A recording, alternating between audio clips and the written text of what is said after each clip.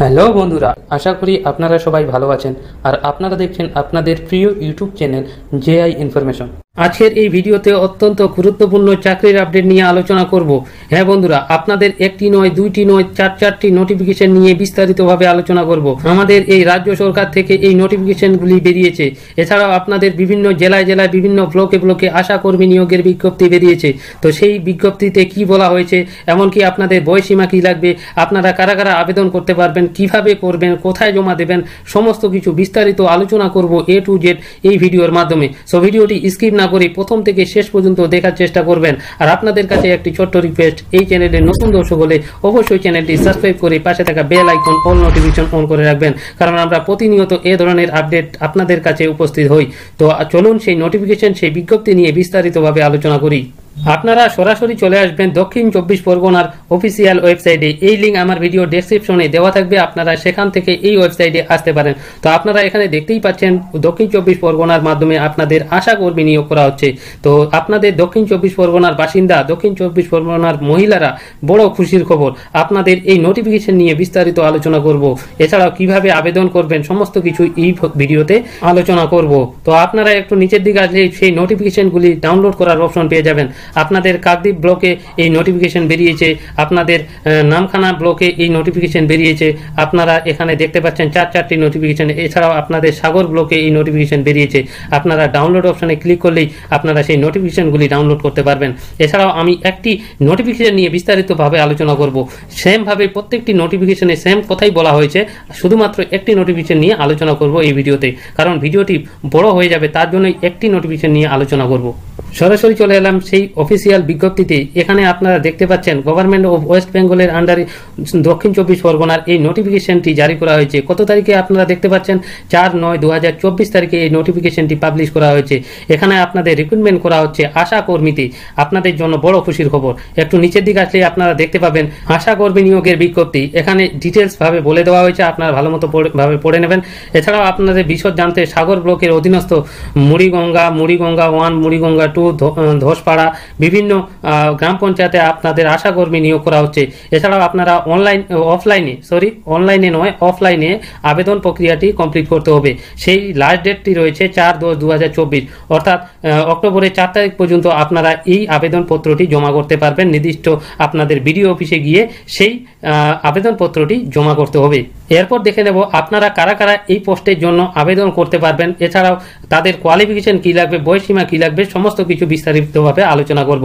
তো এখানে দেখতে পাচ্ছেন শর্তাবলী। এখন বলেছে 1 নম্বরে বলেছে কেবলমাত্র বিবাহিতা, বিধবা, আদালত কর্তৃক ডিগ্রি মূল্যের বিবাহ বিচ্ছিন্ন মহিলারাই এই পোস্টগুলির জন্য আবেদন করতে পারবেন।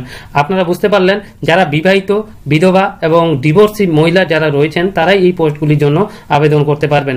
এছাড়াও আপনাদের বয়সীমা লাগবে 30 থেকে 40 বছরের মধ্যে হলে এই পোস্টের জন্য আবেদন করতে পারবেন। কোয়ালিফিকেশন লাগবে প্রার্থীকে মাধ্যমিক বা সমতুল্য পরীক্ষায় অবতীর্ণ হতে হবে।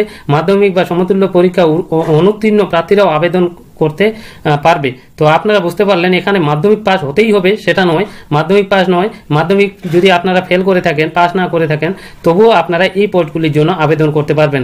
শুধুমাত্র আপনাদের বিবাহিত হতে হবে বা বিধবা হতে হবে বা ডিভোর্সি মহিলা হতে হবে, তাহলে এই পোস্টগুলির জন্য আপনারা এলিজিবল হবেন। এছাড়াও আবেদন করার সময় আপনাদের কি কি নিয়ে যেতে হবে, কি কি ডকুমেন্ট লাগবে, সমস্ত কিছু এখানে বলে দেওয়া হয়েছে।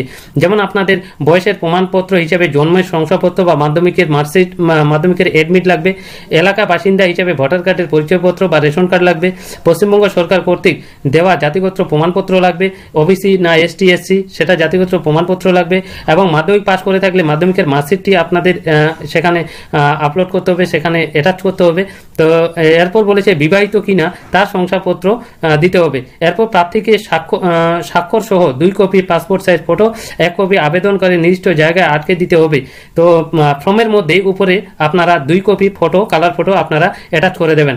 এবং 5 টাকার ডাক টিকিট সহ নিজের ঠিকানার লেখা একটি খাম নিতে হবে। অর্থাৎ আপনারা বুঝতে পারলেন যে আপনাদের বিডিও অফিসেই জমা করতে হবে। তো আপনাদের যে অ্যাপ্লিকেশন ফর্ম রয়েছে এবং আপনাদের যে যতগুলো ডকুমেন্ট লাগবে সমস্ত কিছু অ্যাটাচ করে একটা খামে ভরে নিতে হবে। তার সঙ্গে তার উপরে অ্যাড্রেসটি আপনারা ভালো মতোভাবে লিখে দেবেন। এছাড়াও আমি ভিডিওর একটু নিচের দিকে আমি ভালো মতোভাবে বলে দেবো যে কীভাবে আপনারা সেই ফরম্যাটটি লিখবেন। একটু নিচের দিকে আসলে আপনারা দেখতে পাবেন সেই ফরম্যাটটি, অর্থাৎ আপনাদের যেই খাম রয়েছে, যেই খামটা আপনারা বিডিও অফিসে জমা দেবেন সেটার উপরের দিক কী কী অ্যাড্রেস লিখতে হবে, কীভাবে লিখতে হবে, সমস্ত কিছু ফরম্যাটটা দেওয়া রয়েছে। এছাড়াও আপনারা এই কপিটি প্রিন্ট আউট করে এই জায়গায় পোর্শনটি কেটে নেবেন, বড় করে কেটে নিয়ে খামের উপরে বসিয়ে দেবেন আঠা লাগিয়ে। তারপর আপনাদের অ্যাপ্লিক্যান্ট কী পোস্টের জন্য আবেদন করছেন, আপনাদের নাম, village name, post office, district, pincode সমস্ত কিছু দিয়ে আপনারা নির্দিষ্ট আপনাদের যে কাছাকাছি যে ব্লক রয়েছে, বিডিও অফিস রয়েছে, সেখানে আপনারা গিয়ে ওই খামটি এবং অ্যাপ্লিকেশন ফর্মটি জমা দিয়ে আসবেন। তো আপনারা কত তারিখের মধ্যে জমা দেবেন সেটা হলো 4/2/2024, অর্থাৎ অক্টোবরের 4 তারিখের মধ্যে আপনারা সেই আবেদনপত্রটি জমা দিয়ে আসবেন। এরপর দেখে নেব আপনাদের নির্বাচনের পদ্ধতি, কিভাবে আপনাদের নির্বাচন করা হবে।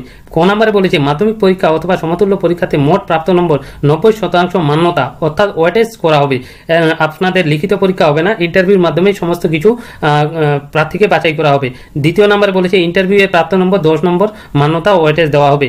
এরপর 19 নম্বর পয়েন্টে বলেছে সবচেয়ে ভাইটাল পয়েন্ট, আবেদনপত্রটি সংযোজনী 1, সংযোজনী 2 এবং সংযোজনী 3 এই 3টি ফর্ম অ্যাটাচ করে তার সঙ্গে রিলেভেন্ট ডকুমেন্ট অ্যাটাচ করে খামে পরে নির্দিষ্ট ঠিকানায় পাঠিয়ে দেবেন। তো সেই সংযোজনী ফর্ম আপনারা কোথায় পাবেন, একটু নিচের দিকে আসলে আপনারা দেখতে পাচ্ছেন সংযোজনী 1 এই ফর্মটি প্রিন্ট আউট করে নেবেন। তো এই ফর্মটি প্রিন্ট আউট করে আপনারা যতগুলো তথ্য লাগছে আপনারা ভালো মতোভাবে ফিল করে নেবেন। এছাড়াও আপনারা যদি চান যে এই ফর্মটি কিভাবে ফিল আপ করবেন সেটার যদি ভিডিও চান তাহলে অবশ্যই কমেন্ট করে জানিয়ে দেবেন। এই ভিডিওতে আমরা এই বিষয়ে আলোচনা করব না। তো একটু নিচের দিকে গেলে সংযোজনী 2 আপনারা পেয়ে যাবেন। যেমন সংযোজনী 2 এই ফর্মটিও ফিল আপ করতে হবে। এখানে বেশি কিছু নেই, নিজের নাম, পিতার নাম, স্বামীর নাম, এইসব কিছু, কোন গ্রামে বাসিন্দা আপনারা, এইসব কিছু আপনারা তথ্য ভরে নেবেন। তো এরপর একটু নিচের দিকে গেলে সংযোজনী 3 আপনারা এখানে দেখতে পাচ্ছেন, সংযোজনী 3 এটাও আপনাদের প্রিন্ট আউট করতে হবে। তো আশা করি ভিডিওটি অনেক ইনফরমেটিভ হয়েছে। ভিডিওটি ভালো লাগলে অবশ্যই লাইক করবেন, বন্ধুদের সঙ্গে শেয়ার করবেন, আর এই চ্যানেলে নতুন দর্শক হলে অবশ্যই চ্যানেলটি সাবস্ক্রাইব করে পাশে থাকা bell icon all notification on করে রাখবেন, কারণ আমরা প্রতিনিয়ত চাকরির আপডেট নিয়ে বিস্তারিতভাবে আলোচনা করি এই ইউটিউব চ্যানেলের মাধ্যমে। তো আবার ফিরছি পরবর্তী নিউ আপডেট নিয়ে, আপনারা সবাই ভালো থাকবেন।